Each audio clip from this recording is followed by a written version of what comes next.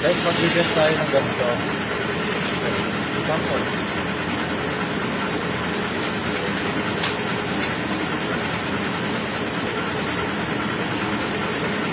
Yun, ngayon pala. Dito na guys.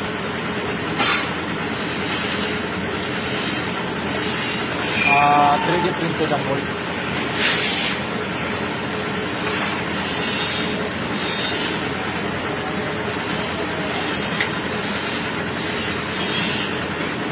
Manual lang kasi under trial pa to eh.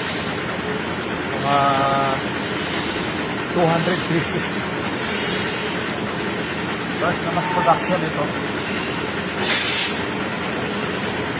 2 tons lang yung gamit.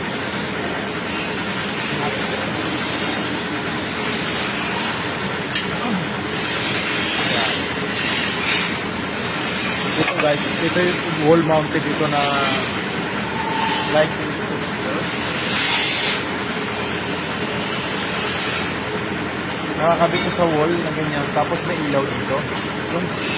Yung projection ng ilaw niya na may mga ganito-ganito. Mga wave na ganun. Pero sa wall lang siya, hindi siya nakaganto. Sa wall siya, tapos may malaking ilaw dito. Parang flat light. Yan.